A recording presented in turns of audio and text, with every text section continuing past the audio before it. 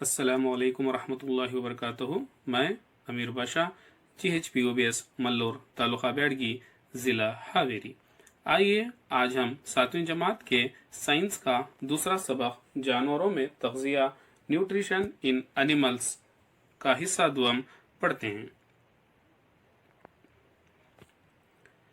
हिस्सा अव्वल में हमने मालूमात हासिल किए थे ग़िज़ाख़ोरी के तरीक़े, इंसानों के अंदर अम्ल हज़म, मुंह और जोफ के दहन के मुताल्लिक़ से मालूमात हासिल किए थे और दांतों के अक़साम के मुताल्लिक़ और ज़बान के अफ़आल को हमने जाना था। तो आज हम पढ़ते हैं ग़िज़ा की नली एसोफेगस के मुताल्लिक़ से।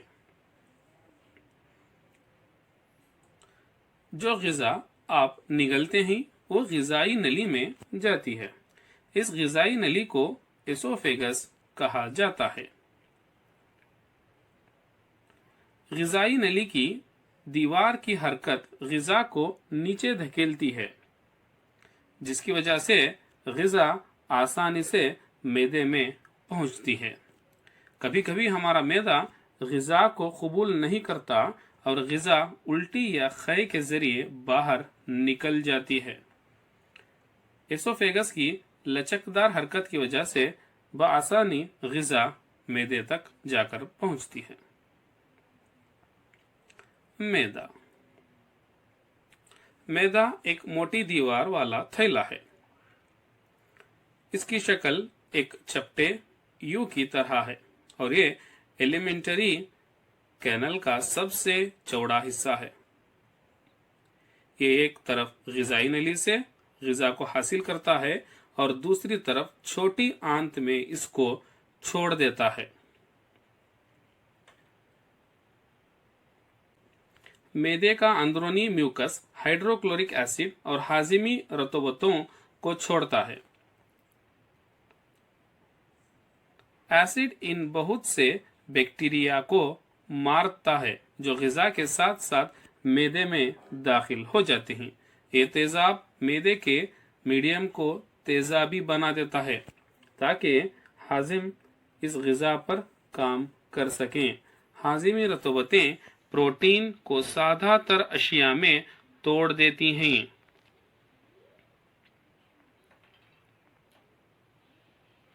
छोटी आंत स्मॉल इंटेस्टाइन।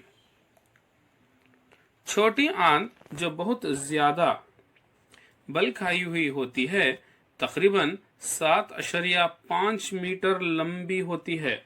7.5 मीटर लंबी होती है। ये आंत जिगर और लबलबा से रतूबतों को हासिल करती है। इसके अलावा खुद उसकी दीवारें रतूबतों का इखराज करती हैं।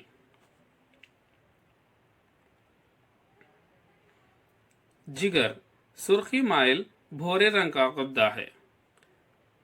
आप तस्वीर के अंदर उसे देख सकते हैं, जो शिकम के ऊपरी हिस्से में दाएं तरफ वाक़ होता है। ये जिस्म के अंदर सबसे बड़ा गद्दा है। ये सफरा यानी बैल जूस का अफराज करता है, जो एक थैली में जमा हो जाता है, जिसको पित्ता कहते हैं।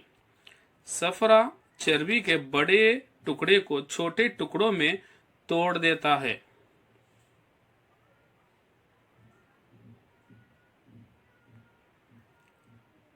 लबलबा पैंक्रियास एक क्रीम कलर का गद्दा है और मैदे के नीचे वाक़ा होता है। लबलबा की रतूबत कार्बोहाइड्रेट और प्रोटीन पर अमल करती है और इनको सादा तर शक्लों में तब्दील कर देती है। जुज़वी तौर पर हजमशुदा ग़िज़ा अब छोटी आंत के निचले हिस्से में पहुंचती है। छोटी आंत में अम्ल जज़ब absorption in the small intestine. अब हजमशुदा ग़िज़ा आंत की दीवार में पाई जाने वाली खून की नालियों में चली जाती है। इस अमल को जज़ब कहते हैं, यानी अब्जॉर्प्शन कहते हैं। छोटी आंत की अंदरूनी दीवारों में हजारों अंगुष्ठ नुमा यानी उंगली नुमा होते हैं, जिन्हें विल्लाई कहा जाता है।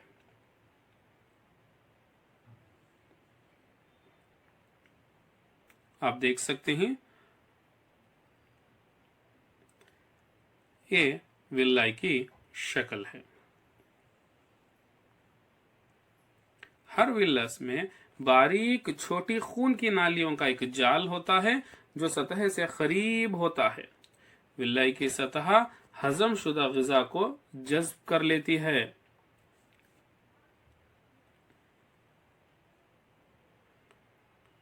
जज़्ब शुदा अशिया खून की नालियों के जरिए मुख्तलिफ आज़ा को पहुंचा दी जाती है, जहां उनका काम पेचीदा अशिया जैसे प्रोटीन वगैरह को बनाना होता है, जिनकी ज़रूरत हमारे जिस्म को होती है।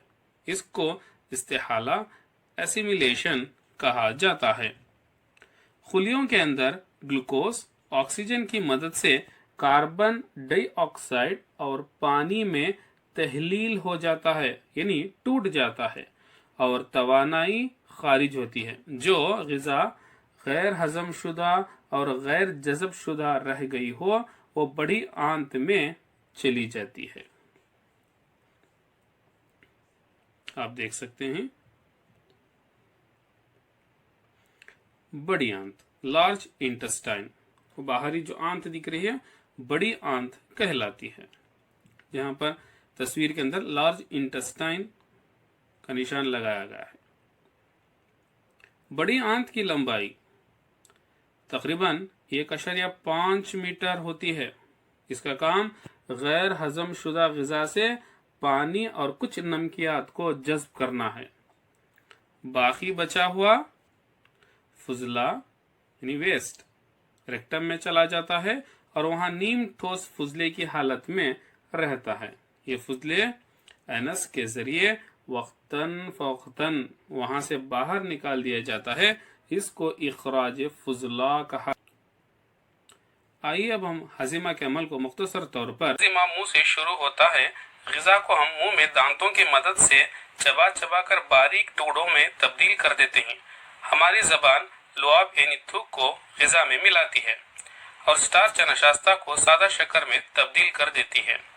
खाना मुंह में चबाने के बाद जिस नाली में दाखिल होता है उसे एसोफेगस कहते हैं, यानी ग़िज़ा को मुंह से मैदे तक ले जाने वाले रास्ते को एसोफेगस कहते हैं। एसोफेगस एक लंबी नाली होती है जिसमें मौजूद मसल्स की हरकत से ग़िज़ा को मैदे में पहुंचने में मदद मिलती है।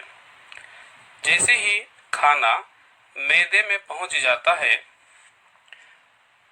मैदे की मुख्तलिफ किस्म की कीमियाई अशिया खारिज होती हैं। इसमें सबसे तेज कीमियाई अशिया को गैस्ट्रिक एसिड कहते हैं। ये कीमियाई अशिया को खुराक को मजीद छोटा करने में मदद करता है। मैदे से गुजरने के बाद खाना छोटी आंत में दाखिल हो जाता है। इसमें मौजूद विलाई हजम शुदा ग़िज़ा को जज़्ब कर लेते हैं।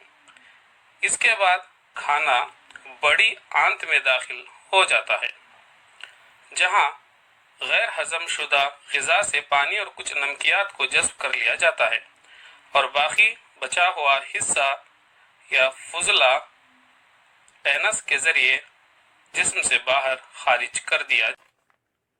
अब तक हमने इंसानों के अंदर अम्ले हजम के मुताल्लिक़ से मालूमात हासिल किए हैं। अब हम मालूमात हासिल करते हैं घासखोर जानवरों में अम्ले हजम, डाइजेशन इन ग्रास ईटिंग एनिमल्स। आइए सबसे पहले हम उन जानवरों में पाए जाने वाले मुख्तलिफ हिस्सों को देखते हैं। छोटी आंत, जगाली मैदा, बड़ी आंत, इसी तरीके से मुख्तलिफ हिस्से पाए जाते हैं। सबसे अहम बात यहाँ पर एक ये है, घास में सेल्यूलोज बहुत ज्यादा होता है।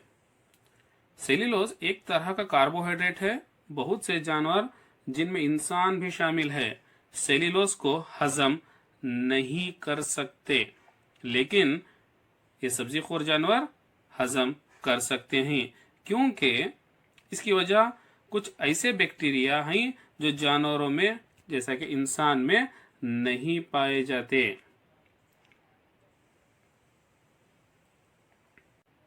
آپ نے گایوں، بھینسوں اور دیگر گھاس خور جانوروں کو لگاتار چباتے ہوئے یا جگالی کرتے ہوئے دیکھا ہوگا۔ یہ جانور اس وقت بھی منہ چلاتے یا جگالی کرتے ہیں جب یہ گھاس کھا بھی نہ رہے ہوں۔ در حقیقت یہ گھاس کو فوراً ہی نگل لیتے ہیں اور اس کو معدے کے ایک جداگانہ حصے میں ذخیرہ کر لیتے ہیں۔ اس حصے کو معدے اول کہتے ہیں۔ معدے اول میں غذا جزوی طور پر ہضم ہوتی ہے۔ اس نیم ہضم شدہ غذا کو جگالی غذا کڈ کہتے ہیں، لیکن بعد میں یہی جگالی غذا چھوٹے چھوٹے ڈلوں کی شکل میں منہ میں لوٹ آتی ہے اور جانور اس کو چباتا رہتا ہے۔ اس عمل کو جگالی کرنا کہتے ہیں، اور جو جانور جگالی کرتے ہیں ان کو رومینیٹس کہا جاتا ہے۔ گھاس میں سیلولوز بہت زیادہ ہوتا ہے۔ سیلولوز ایک طرح کا کاربوہائیڈریٹ ہے۔ بہت سے جانور جن میں انسان بھی شامل ہیں سیلولوز کو ہضم نہیں کر سکتے، لیکن جگالی کرنے والے جانوروں میں غذائی آنت اور بڑی آنت کے درمیان تھیلی نما ایک چیز ہوتی ہے جسے جگالی معدہ کہتے ہیں۔ یہاں غذا سیلولوز ہضم ہوتا ہے۔ اس کی وجہ ایسے بیکٹیریا ہیں جو انسان میں نہیں پائے جاتے۔ اب تک ہم نے ان جانوروں کے بارے میں پڑھا ہے جن میں ایک نظام ہضم ہوتا ہے، لیکن بہت سے ایسے چھوٹے عضوے ہیں جن کے نہ منہ ہوتا ہے اور نہ کوئی نظام ہضم۔ پھر وہ غذا کیسے حاصل کرتے ہیں اور کس طرح اس کو ہضم کرتے ہیں؟ آئیے اب ہم واحد خلوی جاندار امیبا میں غذا خوری اور عمل ہضم کے طریقے کو جانتے ہیں۔ Feeding and digestion in amoeba. Amoeba ایک خوردبینی اور ایک خلیے والا عضویہ ہے جو تالابوں میں ہوتا ہے۔ اس میں ایک خلیے جھلی، ایک گول گھنا مرکزہ اور اس کے سائٹوپلازم میں بہت سے چھوٹے چھوٹے بلبلے نما خلیے ہوتے ہیں۔ آپ تصویر کے اندر امیبا کی شکل کو دیکھ سکتے ہیں۔ اس کی کوئی خاص شکل نہیں ہوتی۔ اس کے مختلف حصے، نیوکلیس، غذائی ذرات جو یہاں پر بتائے جا رہے ہیں، غذائی نالی اور خارج شدہ فضلہ۔ امیبا کچھ خوردبینی عضویوں کو کھاتا ہے۔ جب اسے اپنے آس پاس غذا کا احساس ہوتا ہے تو وہ اپنے سوڈوپوڈیا یعنی کاذب پیر کو غذائی ذرات کے چاروں طرف پھیلا دیتا ہے اور اس کو گھیر لیتا ہے۔ شکار ایک غذائی خلیے میں پھنس جاتا ہے۔ پھر امیبا اس پر اپنا عمل کرتی ہے اور اس کو سادہ اشیاء میں تحلیل کر دیتی ہے۔ پھر آہستہ آہستہ ہضم شدہ غذا جذب ہو جاتی ہے۔ جذب شدہ اشیاء نشو و نما، رکھ رکھاؤ اور خلوی تقسیم کے کام آتی ہے۔ غذا کی غیر ہضم شدہ تلچھٹ کو خلیے خارج کر دیتے ہیں۔ تو ہم نے اس سبق میں